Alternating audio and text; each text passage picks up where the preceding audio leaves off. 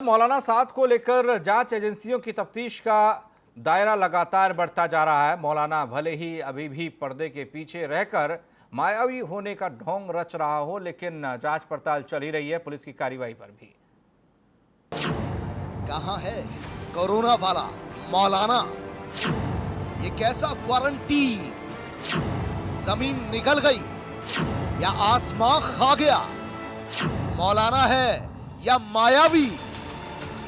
दुनिया भर के जमातियों का जमावड़ा लगा। देश भर में कोरोना फैला, मौलाना साद छिपा कहां है? वाकई ये मौलाना है या मायावी? मौलाना का फिलहाल कोई अता पता नहीं। देश भर में लॉकडाउन के बावजूद निजामुद्दीन की मरकज में 3 दिन तक का मजमा लगा।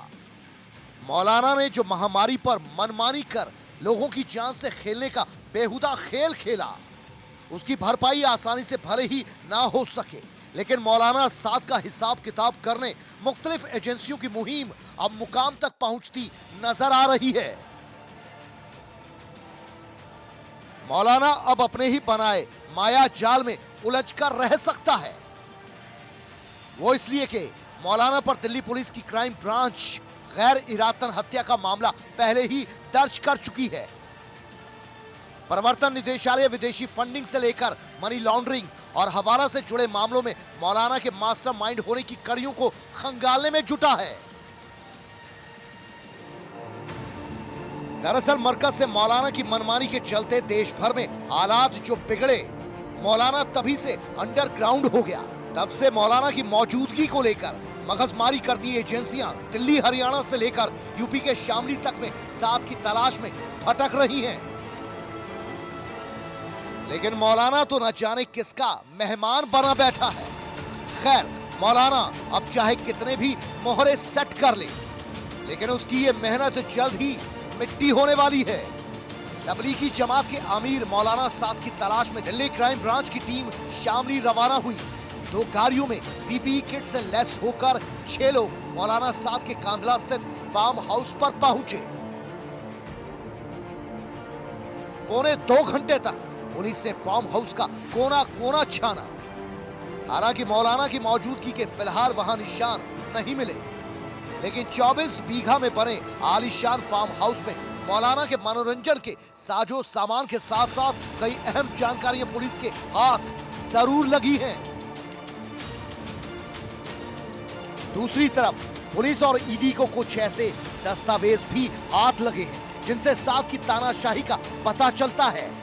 साद के खिलाफ अंदर खाने कई शिकायतें भी हुई, लेकिन तानाशाही रवैये के चलते उस पर सुनवाई तक नहीं हुई।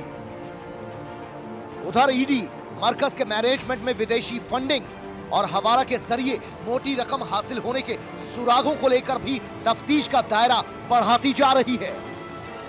मौलाना को वक्त वक्त पर एजेंसियों ने सवालों की फहरिस्त भी थमाई, लेकिन मौलाना कभी सामने नहीं आया। पहले कभी क्वारंटीन का हवाला देकर, तो अब वकीलों की फौज आगे करके। यहां यह भी समझना दिलचस्प है कि मौलाना साद जो खुद तो छिपा बैठा है, लेकिन वक्त वक्त पर ऑडियो मैसेज जारी कर कभी जमातियों को छिपने से मना करता है, तो कभी सबके सहयोग की बात करता है। दरअसल जिस तरीके से जांच एजेंसियों ने तफ्तीश का दायरा बढ़ाया है, मौलाना अब समझ नहीं पा रहा वो करे तो क्या करे, क्योंकि मौलाना की लुका छुपी थोड़े और दिन जारी रही तो उसकी संपत्ति की कुर्की को लेकर भी कार्रवाई की जा सकती है। मौलाना ने खुद को पर्दे के पीछे रख वकीलों की फौज भले ही आगे कर दी है, लेकिन वही एजेंसियां फिलहाल मौलाना को छोड़ पुख्ता सबूतों की तलाश में जुटी हैं, ताकि गिरफ्तारी से पहले मौलाना के बचने के रास्ते हर तरफ से बंद कर दिए जाएं। और यही वजह भी है कि मौलाना अब कभी भी किसी भी वक्त कानून की दहलीज पर माथा टेकते नजर आ सकता है। Bureau report, R9 TV, Uttar Pradesh, Uttarakhand.